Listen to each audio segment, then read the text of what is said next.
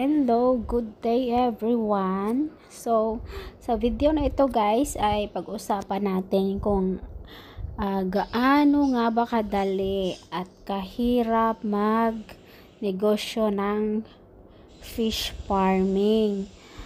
Ang itong ano namin guys, yung fish cage ay ito siya ay located sa Basiao, Ibisan, Capiz. So, mayroon kami ditong sa isang balsa, mayroon siyang dinivide siya guys sa 15 na square. So, hinati-hati siya ng square. Bawat square ay lalagyan niya siya ng lambat para dyan ilagay yung mga similya ng isda na gustong palakihin. So sa amin guys, ang napili namin na isda ay pandawan, tapos lapu-lapu or grouper, tapos meron kaming red snapper or mga gat kung tawagin, meron din na mamsa. Ang pinakamabilis dyan guys lumaki ay yung mamsa, kasi sa loob ng 7 o 8 buwan, ang isang isda, pagka maganda yung klase yung similya, ay mahigit 7 buwan lang, umaabot na yun ng 1 kilo or 2 kilo ang timbang ng bawat isda pagka mamsa. Samantala yung ito namang pandawan na to guys, yung malaki, yung parang baby shark, matagal, taon din yung i-google mo dyan guys para makapagbenta ka. Tsaka maraming hirap pa yung pagdaanan mo, kasi magpapalit-palit din guys ng mga lambat, kasi yung lambat guys tutubuan din siya ng mga tahong, at saka yung may mga tumutubo na seaweeds, lumot, kasi yung mga isda na to guys na aming nilalagay dyan ay hindi sila kumakain ng mga lumot or seaweeds. Ang kinakain nila ay mga isda din. So bumibili kami ng isda para ipakain sa kanila.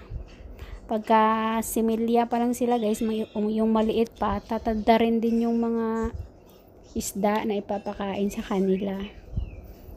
Pagkatapos ang naman dyan guys, pag papalit ng fishnet, ayan lang, iipunin lang sila, iipunin mo lang yung iipunin lang yung mga isda sa isang side, gaya yan, tapos sasandukin lang siya nung tray, at saka ilipat doon sa may kabila.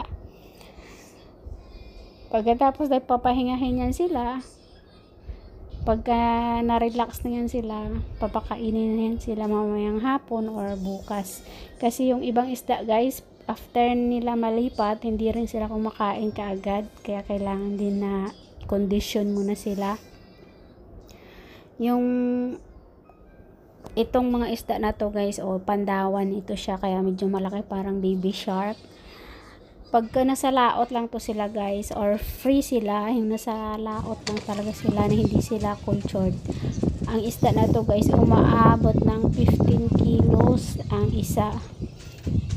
Yan ang pagkakaalam ko. Pero pag dito kasi sa amin na to, 1 year mahigit na yan guys, ang timbang pa lang ay nasa 5 kilos, 3 kilos, 4 kilos ang bawat isa.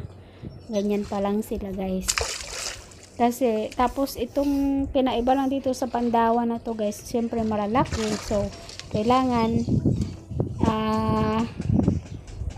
bibilangin din sila guys sa bawat lagayanan nila. Sa isang box hindi rin sila pwede pagsama-samahin ng marami, kasi syempre mag-aagawan din sila ng pagkain, tsaka yung space, yan, di sila gaano mabilis lumaki pagka masikip din sila sa kanilang lagyanan. Matrabaho din talaga guys yung fish farming, kasi every morning magtatad ka ng mga pagkain nila, isda. Sa hapon, ganun din.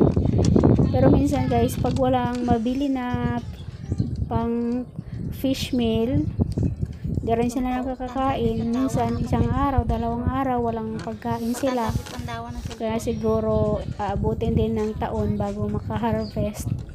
Pero guys, pag maganda rin yung paglaki ng mga isda, sobra doble din guys yung kikitain, basta maganda yung presyo.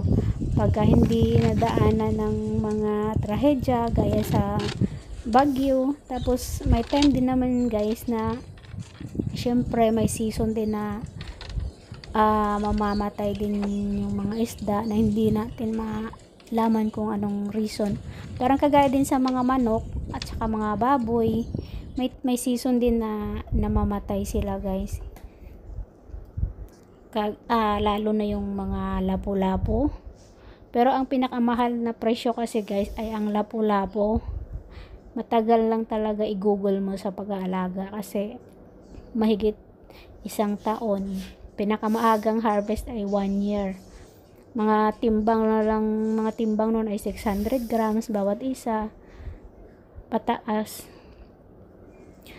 Tapos minsan bumababa din yung presyo kasi guys. Pero pagka mataas yung kuhaan, doble din yung kikitain. First time pa lang namin to guys mag-try ng fish farming.